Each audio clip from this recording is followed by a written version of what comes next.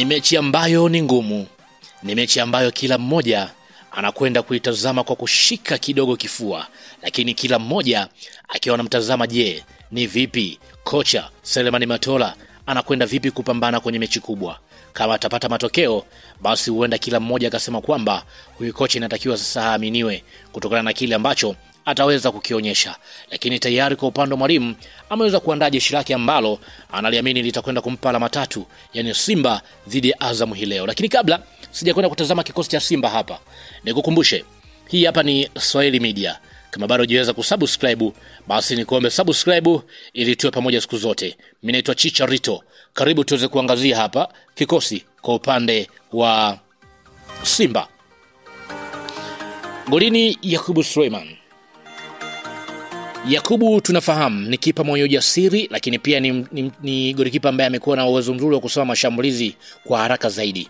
Lakini pia amekuwa na uwezo wa kupangua mashuti ya karibu, lakini pia amekuwa ni imara mara zote.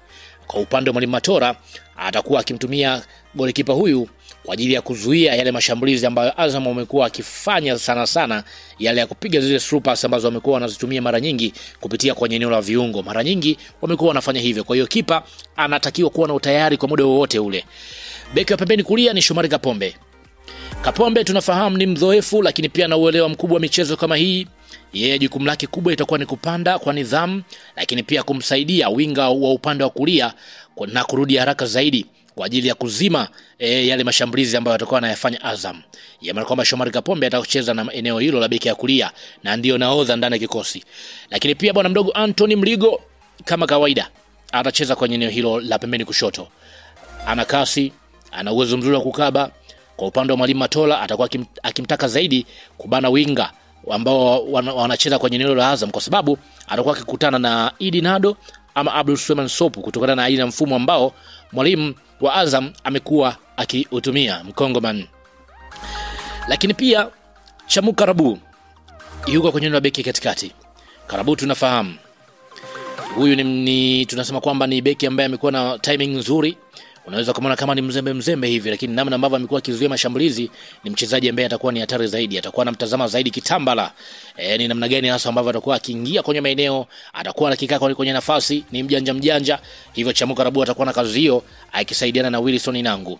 Nangu ana utulivu, ana uwezo wa kupandisha mipira kutoka kwenye eneo la nyuma. Kwa upande wa Matola atakuwa anamweka kwenye eneo hilo kama beki ambaye atakuwa na umakini zaidi kushambulia, kwani pale mashambulizi ya Azam ambavyo yanakuja, yeye anafika kwa wakati sahihi. Yusuf Kagoma yuko kwenye eneo la kiungo mkabaji. Tangu Mwalimu Matola achiwe timu, Kagoma kama kawaida utamuona kwenye eneo la kiungo. Kagoma huyu ni fighter, anakaba bila kuchoka, ana uwezo wa kutibua mipango ya pinzani. Kitu kikubwa zaidi ambacho atatakiwa kukifanya ni kufunga njia zote za Azam kwenye eneo la kiungo, kuvunja yale mashambulizi ambayo atakuwa anayafanya ya haraka zaidi. Lakini pia kwenye eneo hilo atasaidiana na Alassane Kante. Kante ni mchezaji ambaye tunamfahamu, pasi zake, mashuti, ana uwezo mzuri wa kuweza kupiga. Mwalimu atakuwa akimruhusu kusogea kwenye eneo la mbele pale ambapo Simba itakuwa inashambulia. Atakuwa akihitaji zaidi Alassane Kante kuweza kurejea kwenye maeneo ya hatari. Lakini pia Jean Charles Ahoua atasimama kwenye eneo la kiungo mshambuliaji. Jean Charles ni mchezaji ambaye amekuwa na ubunifu mkubwa na uwezo wa kutengeneza nafasi, lakini pia jukumu lake itakuwa ni kupenya katikati, yani kwenye upande wa mabeki wa Azam pamoja na viungo, kuwapita kwa haraka zaidi ili kuweza kupiga mipira mirefu. Lakini pia kazi yake kubwa tunafahamu anapokuwa uwanjani, endapo fouls zinakuwa ni za karibu, basi yeye atakuwa anazitumia hizo kwa ajili ya kuweza kufunga. Lakini pia Maurice Abraham atasimama kwenye eneo la wingi pembeni kulia. Maurice mchezaji ambaye tayari ameingia, alikuja Simba kama kufanya majaribio, lakini kwa sasa tunamtaji kama ni nuru ndani ya kikosi hicho, haswa pia kwenye maeneo yote. Utulivu wake, namna ambavyo amekuwa akicheza. Kwa upande wa Matola atakuwa akimtaka kwenda kusaidiana na Jean Charles Ahoua kwenye eneo la katikati, akimruhusu beki Shomari Kapombe kusogea pale ambapo anashambulia, yeye atakuwa akiingia katikati ya uwanja. Elim Panzu atacheza winga ya kushoto.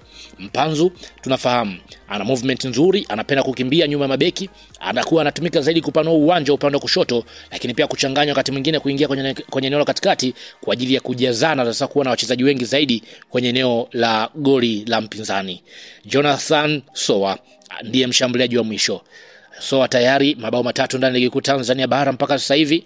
Ni mshambuliaji ambaye amekuwa na finishing nzuri na amekuwa akikaa kwenye position. Ana uwezo wa kubokea mipira kwenye eneo lolote. Kwa upande wa mwalimu atakuwa akimtaka yeye kuwa target man wa mwisho kwa ajili ya kuweza kutumia cross na mipira yote ambayo atakuwa akifikisha kwenye eneo la katikati.